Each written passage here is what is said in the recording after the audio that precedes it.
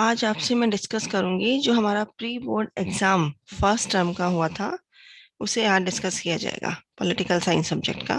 तो उसके लिए मैं आपको एक स्क्रीन शेयर कर रही हूँ। जैसा कि आपकी स्क्रीन पर लिखा है, ये पेपर आपका पूरे 90 मिनट का था जिसमें मैक्सिमम मार्क्स इसके 40 थे। ठीक है, तो हम इसके क्वेश्चंस पे आते हैं। पहले इसके जनरल इंस्ट्रक्शंस हम देख लेते हैं। 3 पार्ट्स में हमारा ये पेपर डिवाइड है, जिसमें हम पार्ट ए में से हमें टोटल इसके 24 क्वेश्चंस है, जिसमें से कि जो 20 क्वेश्चंस हैं वो हल करने थे। पार्ट बी में 24 क्वेश्चंस है, उनमें से भी हमें 20 हल करने थे। पार्ट सी में टोटल 12 क्वेश्चंस है, जिनमें से हमें 10 प्रश्न हल करने थे। ठीक है, हर एक प्रश्न का एक ही विकल्प सही है। हाँ, बिल्कुल ऐसा ही होता है। इसके अलावा एक से अधिक विकल्पों को चिन्हित करने पर अंक नहीं दिए जाएंगे, ये इसके इंस्ट्रक्शन है। सभी प्रश्नों के अंक समान है। एक सही विकल्प के लिए 1 अंक, इट मीन्स कि 0.8 अंक दिए जाएंगे और कोई भी नेगेटिव मार्किंग इसमें नहीं है। ठीक है, ये हमारे जनरल इंस्ट्रक्शंस है। अब हम आते हैं अपने सेक्शन ए पर। इसके लिए मैं स्क्रीन को जूम कर देती हूँ।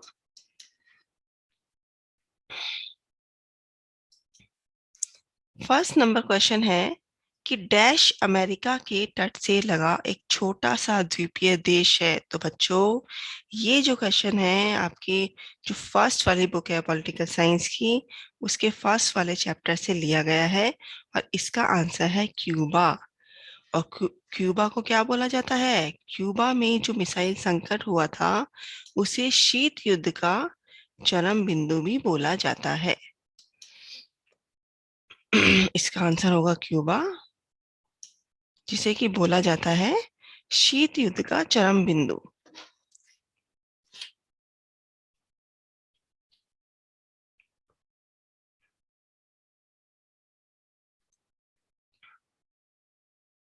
नाइनटीन 1962 में यहाँ पर यूएसएसआर के द्वारा मिसाइलों की स्थापना कर दी गई थी, जिससे पूरे विश्व को लग रहा था कि भाई अब तो एक तीसरा विश्व युद्ध होकर ही रहेगा, जो कि परमाणु मिसाइलों से होगा।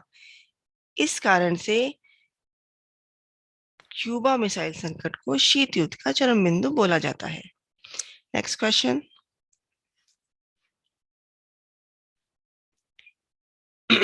निम्नलिखित में से किसका संबंध शीत युद्ध से है? हमें ऑप्शन से विचार करना है। बेटा, पहली बात तो बच्चों आपको ये समझना है कि शीत युद्ध जो है उसका मतलब टाइम पीरियड क्या था। तो शीत युद्ध की स्टार्टिंग द्वितीय विश्व युद्ध की समाप्ति से, इट मीन्स की 1945 से सोवियत संघ के विघटन तक रहा था। और सोवियत संघ का विघटन कब हुआ? इसको। ठीक है, तो इसलिए शीत युद्ध का जो हमारा टाइम पीरियड है वो है 1945 से लेके 1991 तक का। अब हम इसके जो पॉइंट्स हैं सही विकल्पों पर विचार करेंगे। पहला है क्यूबा मिसाइल संकट, बिल्कुल क्यूबा मिसाइल संकट था शीत युद्ध से संबंधित। दूसरा है कि अमेरिका व सोवियत संघ के बीच में तनाव व प्रतिस्पर्धा, बिल्कुल ये भी हमारा सही है। थर्ड है अमेरिका और सोवियत संघ के बीच दोस्ती, ये बिल्कुल गलत है। ठीक है, तो इसलिए हमारा जो ऑप्शन है वो कौन सा सही होगा? ऑप्शन बी हमारा राइट आंसर होगा। थर्ड क्वेश्चन पे आते हैं। इसे पूछा गया है कि जो प्रथम विश्व युद्ध है उसका टाइम पीरियड पूछा गया है। तो बच्चों, प्रथम विश्व युद्ध का टाइम पीरियड है 1914 से लेके 1918 तक। फोर्थ क्वेश्चन, इनमें से कौन सा देश गुट निरपेक्ष आंदोलन का संस्थापक नहीं है? तो आपको बच्चों पता है कि गुट निरपेक्ष के 5 हमारे संस्थापक देश थे। कौन कौन से थे वो देश? अभी आपको बताते हैं। फर्स्ट था हमारा इंडिया, सेकंड इंडोनेशिया,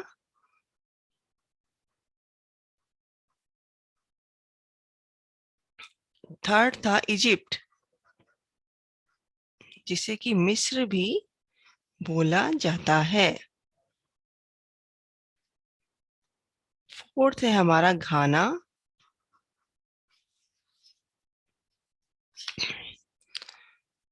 और फिफ्थ है हमारा यूगोस्लाविया, जहां पर गुटनिरपेक्ष आंदोलन का पहला सम्मेलन हुआ था इन 1961।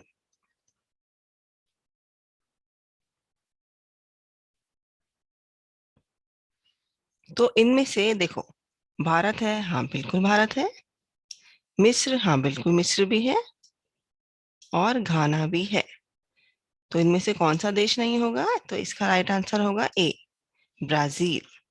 नेक्स्ट क्वेश्चन, 5 नंबर क्वेश्चन पे आते हैं कि सोवियत संघ के अनेक गणराज्यों ने डैश और डैश को झेला।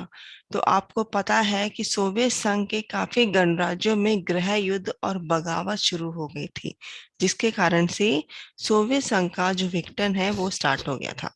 तो इसलिए इसका आंसर होगा option number C. Next question पे आते हैं। इस क्वेश्चन में देखो, ये क्वेश्चन हम पढ़ते हैं, सोवियत संघ की प्रकृति के बारे में निम्नलिखित में से कौन सा कथन सही है? इसमें पूछा है सही है, लेकिन ये जो क्वेश्चन है इसमें कुछ गड़बड़ है, क्योंकि ये जो सारे ऑप्शन दिए गए हैं इनमें ये सारे ही ऑप्शन में से केवल एक सही नहीं है, और बाकी सारे सही हैं। ठीक है। तो इस क्वेश्चन में कुछ दिक्कत है, और इस क्वेश्चन में होगा कि इसमें पूछा जा रहा था कि कौन सा कथन सही नहीं है, जो कि इसमें मिस प्रिंटिंग हो गया है। ठीक है, तो हम इसमें देखेंगे कि इन चारों ऑप्शन में से कौन सा कथन सही नहीं है। तो हम ऑप्शन से विचार करेंगे। ए है, सोवियत अर्थव्यवस्था में समाजवादी प्रभावी विचारधारा थी, बिल्कुल सही थी। उत्पादन के साधनों पर राज्य का स्वामित्व था, हाँ जी बिल्कुल था। जनता को आर्थिक आजादी थी, बिल्कुल भी आर्थिक आजादी जनता को प्राप्त नहीं थी। ऑप्शन नंबर डी है, अर्थव्यवस्था के हर पहलू का नियोजन और नियंत्रण राज्य करता था, बिल्कुल ये ऑप्शन भी बिल्कुल सही है। तो इस प्रकार से हमारा राइट आंसर कौन सा होगा? हमारा राइट ऑप्शन है सी। इसमें क्वेश्चन में आप लोग करेक्शन कर लेना, यहाँ पर आएगा नहीं। नेक्स्ट, 7th नंबर क्वेश्चन, आप किस आधार पर कहेंगे कि लीग ऑफ नेशन अपने उद्देश्यों में असफल रहा? ये लीग ऑफ नेशन क्या है भाई? इस लीग ऑफ नेशन को हिंदी में बोला जाता है राष्ट्र संघ।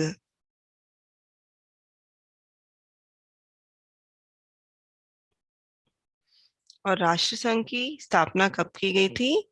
जब हमारा प्रथम विश्व युद्ध हो गया था, तो उसके बाद में हमने ये पहली अंतर्राष्ट्रीय संस्था की स्थापना की थी कि भाई हम जो है बहुत परेशान हो गए हैं युद्ध से, और इस संस्था की स्थापना करने से श्योर हो गए थे हमारे विश्व के नेता कि भाई अब इस तरह का कोई भी हमें युद्ध नहीं चाहिए।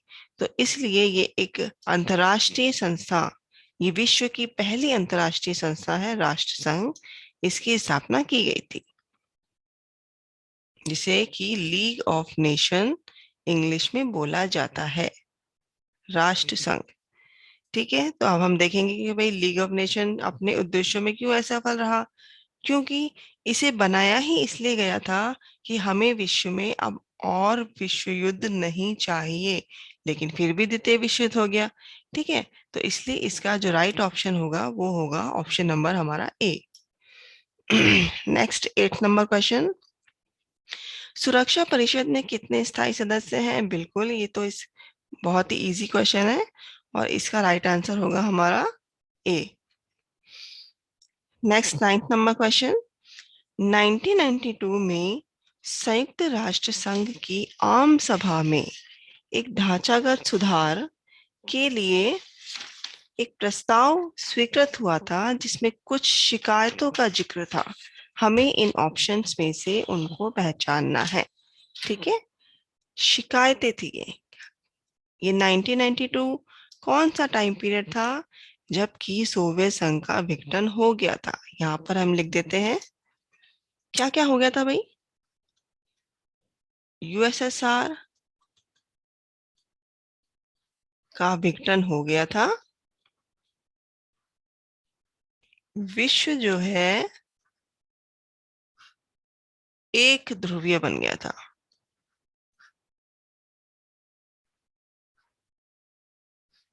अमेरिका जो थी एकमात्र महाशक्ति थी इस टाइम में? अब हम इसके ऑप्शंस पे विचार करते हैं। ए नंबर है कि सुरक्षा परिषद राजनीतिक वास्तविकता की नुमाइंदगी नहीं करती है। बिल्कुल सही है, क्योंकि जब सुरक्षा परिषद बनाई गई थी, कब? 1945 में।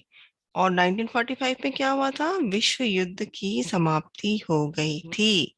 तो उस टाइम जो है 5 इसके सदस्यों को वीटो की पावर प्रदान की गई थी। ठीक है, लेकिन 1992 तक आते आते विश्व में केवल एक ही महाशक्ति रह गई थी और वो थी अमेरिका। तो बिल्कुल ये सही है, ये शिकायत हमारी बिल्कुल सही है।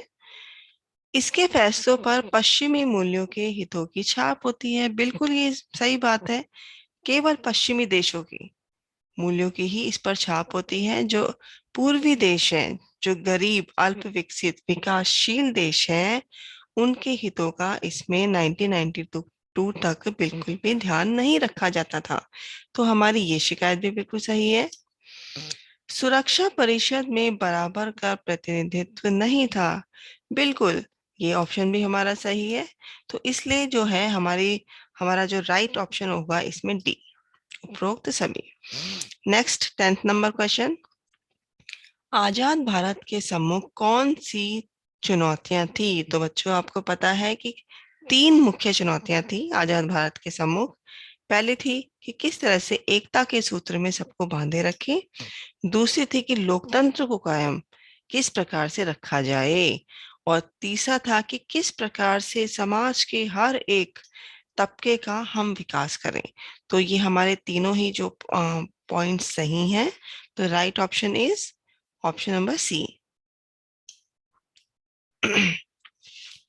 11th number question. निम्नलिखित में से नेहरू की विदेश नीति का उद्देश्य नहीं था?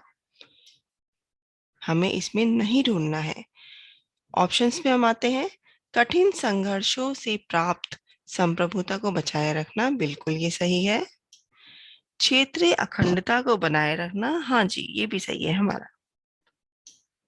तेज रफ्तार से आर्थिक विकास करना, बिल्कुल ये भी सही है।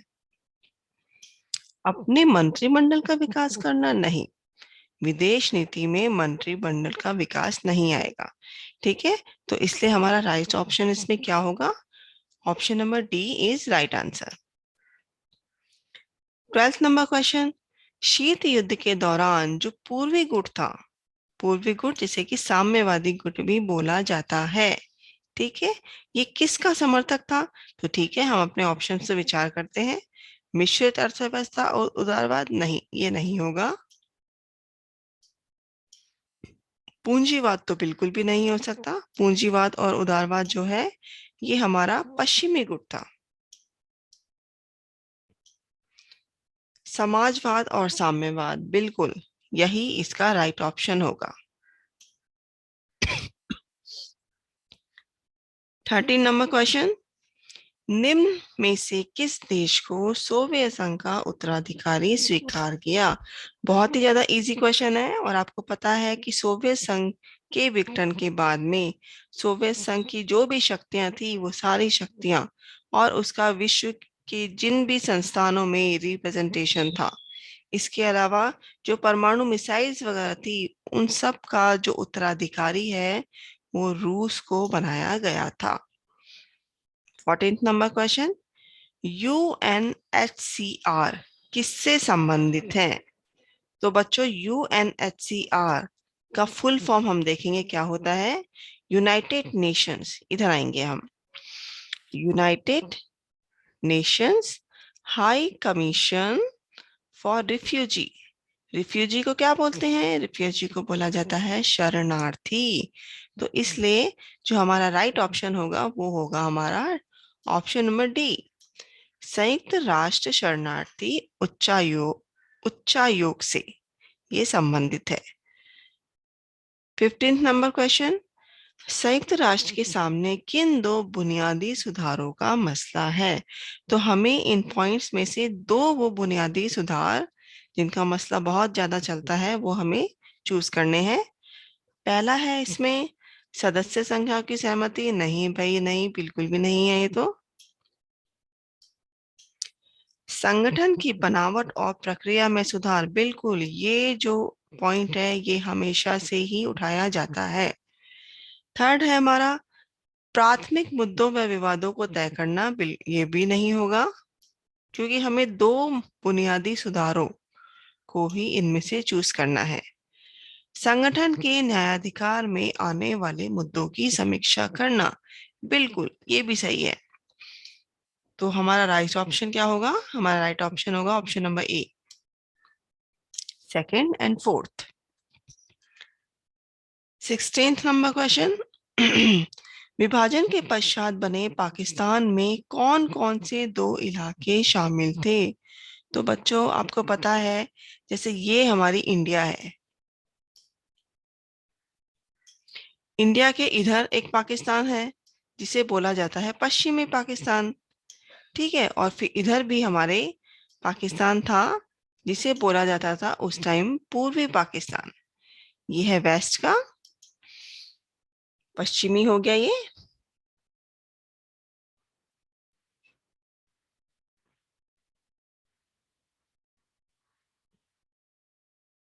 और ये हो गया हमारा पूर्वी पाकिस्तान।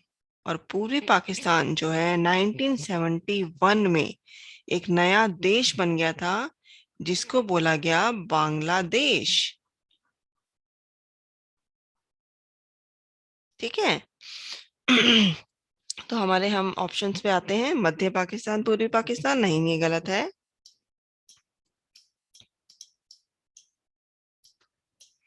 उत्तरी पाकिस्तान व पश्चिमी पाकिस्तान, नहीं भाई नहीं, ये भी नहीं है। उत्तरी पाकिस्तान व दक्षिणी पाकिस्तान, ये भी नहीं होगा। पूर्वी पाकिस्तान और पश्चिमी पाकिस्तान, बिल्कुल यही होगा, पूर्वी पाकिस्तान और पश्चिमी पाकिस्तान। तो इसलिए हमारा जो राइट ऑप्शन होगा वो होगा option number C. Sorry sorry.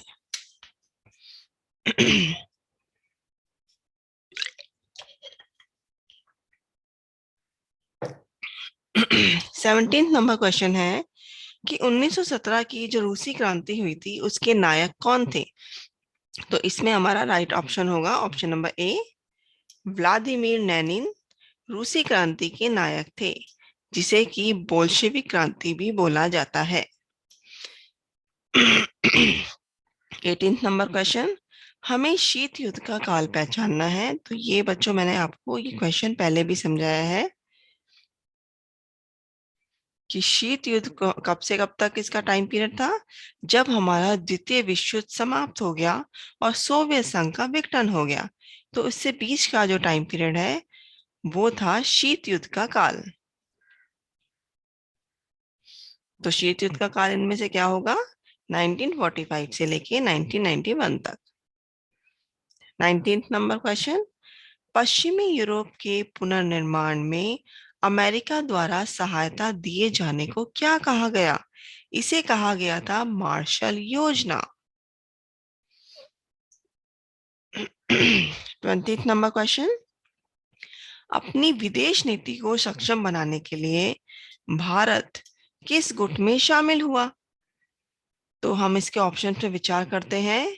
आपको पता है बच्चों कि जब द्वितीय विश्व युद्ध समाप्त हो गया तो एशिया, अफ्रीका और लैटिन अमेरिका के जो कई सारे जो देश हैं वो स्वतंत्र हुए थे। एशिया, अफ्रीका और लैटिन अमेरिका के जो काफी सारे देश थे वो नव स्वतंत्र हुए थे। और उस टाइम क्या चल रहा था? उस टाइम चल रहा था शीत युद्ध, जिसमें कि एक खेमा था हमारा पश्चिमी खेमा, ठीक है, जिसका जो सैन्य संगठन था वो था नाटो, और एक था हमारा पूर्वी संगठन जिसका मेन था हमारा यूएसएसआर, और उसकी सैन्य संधि थी वार्सा संधि।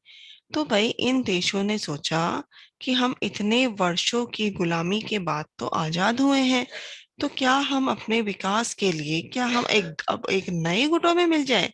नहीं, ठीक है, वो ऐसा नहीं चाहते थे, वो फिर से गुलाम होना नहीं चाहते थे। इसलिए उन्होंने क्या किया, अपना एक नया गुट बनाया, ठीक है कि भाई हम तो क्या करेंगे, ना तो हम पश्चिमी गुट में मिलेंगे, ना तो हम नाटो में मिलेंगे, और ना ही हम पूर्वी गुट वारसा संधि में मिलेंगे। हम तो इन दोनों ही गुटों से निरपेक्ष रहेंगे और अपना एक नया ही गुट बनाएंगे। ठीक है, और इसे नाम दिया गया गुट निरपेक्षता।